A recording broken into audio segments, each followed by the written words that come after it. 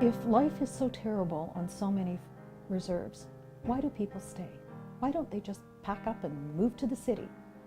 Well, actually about half of them have, but about half remain.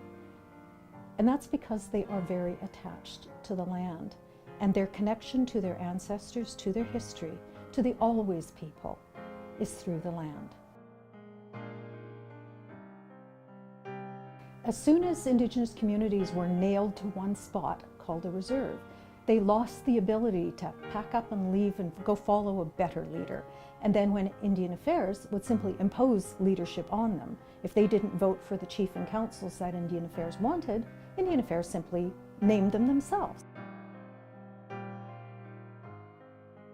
If Indigenous people were empowered to make choices for themselves, they could very well decide that a remote reserve would be better suited as a fly-in fishing camp, or they could be seniors' retirement villages. This would take empowerment of ordinary Indigenous people to choose for themselves how they want their communities to be structured and how they want them to be governed, not being told by Indigenous Affairs. If the First Nations elections were run by Elections Canada or similar, a lot of those chiefs would not be in there. Because whoever holds the power in an Indigenous community holds power over everything. Where people live, what jobs they have, whether they get social assistance, whether their children are seized by family services.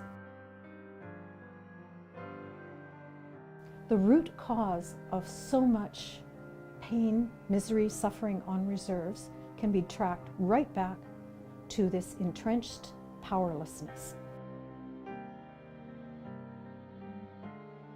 10-year funding blocks for Indigenous communities. That would make financial planning much, much easier.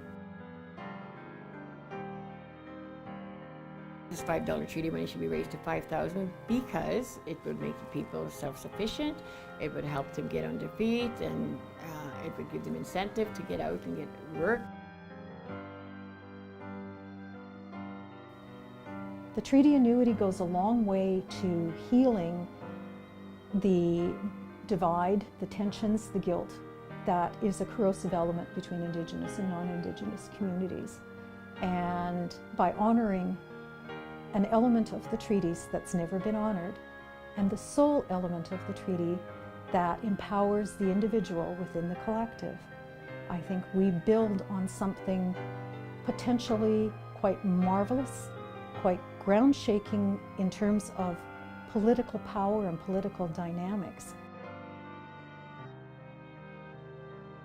Some chiefs that started working on it, I don't know where they are with it, but they wanted the money going straight to them, which is a big mistake. We can't have that. First Nation people really like it. The non-natives don't like it because they think it's going to be coming out of their tax. They're paying taxes, so, but all our First Nation funding isn't from our taxes. I pay taxes too. I pay lots of taxes. There's the backbone in the communities of quiet, strong people who live their lives, who are part of the always people. And they're the ones, when space is made politically for voices to be heard, they are the ones who will have room to step up and speak. The best and only chance. About 80% of non-Indigenous Canadians want to actively participate in reconciliation in some fashion.